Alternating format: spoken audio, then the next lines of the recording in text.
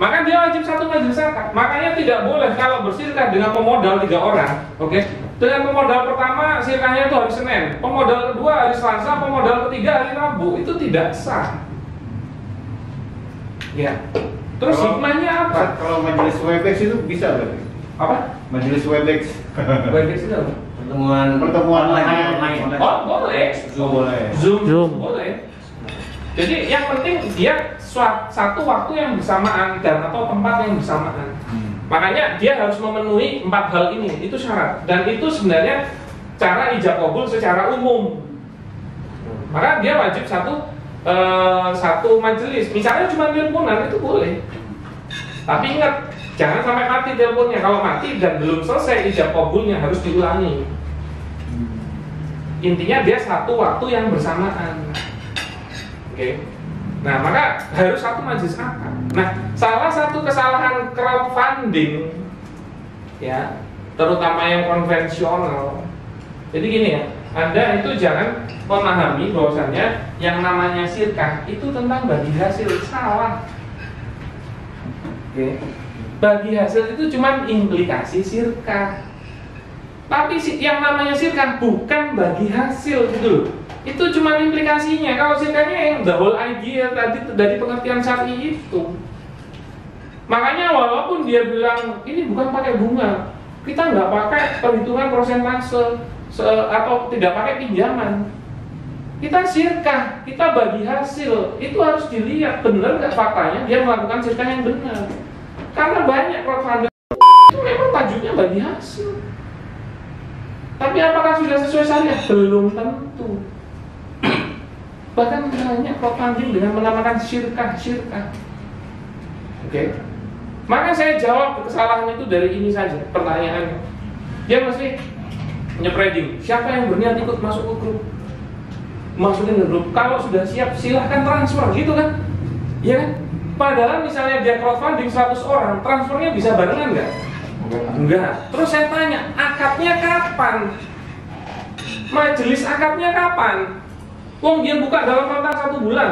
Ada yang transfer di depan, di tengah, di belakang. Pertanyaannya, apakah transfer itu dihukumi sebagai akad? Kalau dihukumi sebagai akad, terus akadnya barengan nggak? Enggak. Sah nggak? Enggak. Clear. Makanya kalau diskusi itu yang komprehensif Pak, dengan dasar keilmuan yang memadai. Kalau cuma baru dengar, baru belajar biasa, mohon maaf ya, maksud saya argumennya nggak kuat gitu loh. Loh, saya sudah sepakat dan saya sepakat. Oke, Anda. Pertanyaannya sirkahnya ini jadi satu nggak 100 orang itu? Oh iya, jadi satu. Oke, maka harusnya apa? Berakatlah dalam satu majelis 100 orang itu dong. Sekalipun online gitu ya. Sekalipun online ada solusinya, bahkan dengan akad wakalah. Tapi memang itu prosedur harus dijalankan. Nggak bisa, misalnya jenengan mewakilkan kepada Mas Bayu untuk berangkat sama saya, tapi saya yang bilang, Mas jenengan mewakili Mas Bayu. Nggak bisa, harusnya Mas Bayu yang bilang sendiri sama jenengan, Mas wakilin saya, gitu. Sah itu ya. Sah, maka nggak boleh yang nunjuk saya padahal yang mau minta diwakili Mas Bayu gitu. Dan mewakili akad nikah itu juga sah. Aduh.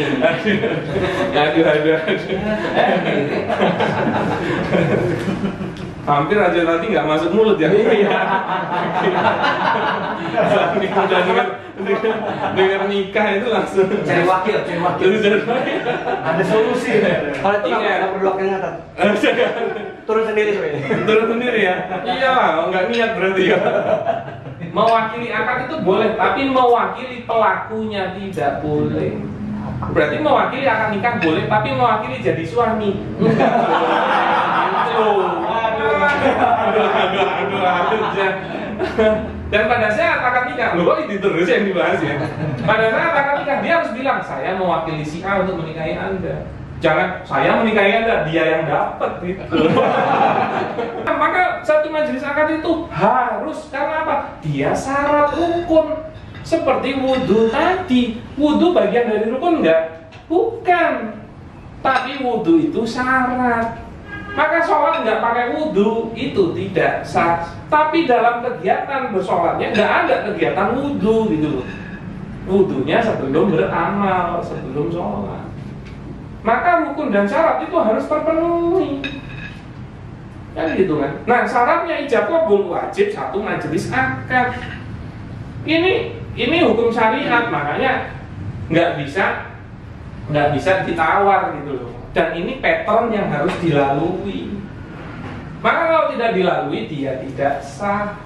Makanya dia wajib satu majelis akad. Nah, kemudian syarat berikutnya tidak ada pemisah atau fasil antara ucapan ijab dan qabul. Oke. Maka sebenarnya ya, saya di sini, Mas Bayu di situ atau sama Mas Riki ya. Ini ketutup nih misalnya. Maka ada fasil ini. Itu pun walaupun kami saling dengar saling itu tidak sah. Karena sudah berbeda ruang. Walaupun kaca. Iya. Gitu loh. Ya, maka Pak tidak boleh ada pemisah. Gitu loh. Beda ruangan sedikit, walaupun ini satu koridor, beda ruangan sedikit, itu sudah tidak bisa dihukumi satu majelis akad. Nah, kemudian semua pihak dapat mendengar ucapannya masing-masing sama, bisa didengar. Makanya kalau majelisnya telepon ternyata kesel nggak jelas, ulangi lagi. Agar tidak ada kesalahpahaman. Kemarin saya dengarnya 40 kok sekarang jadi 50 ya, gara-gara kresek-kresek tadi. Ya. Itu yang plastik kresek.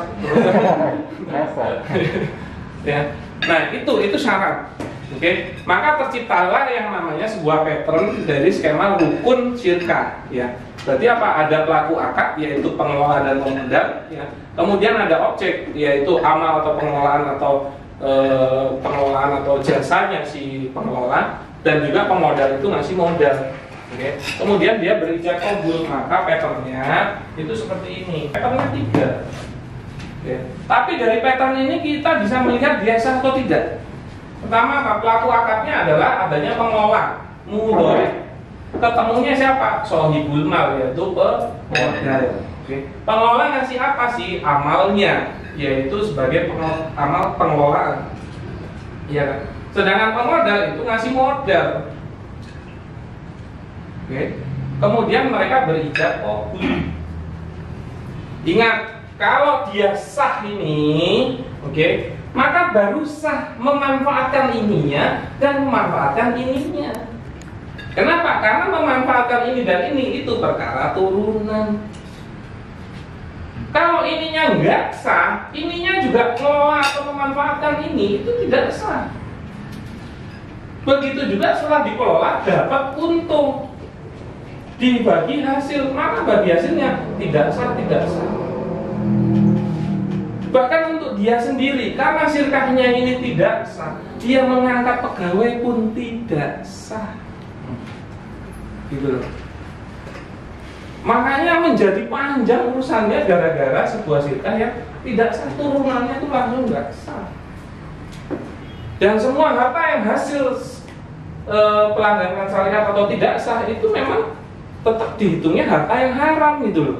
Padahal kita mau bisnis yang benar, misalnya bisnis spray ya. Hanya spray itu hukum asalnya mubah kan.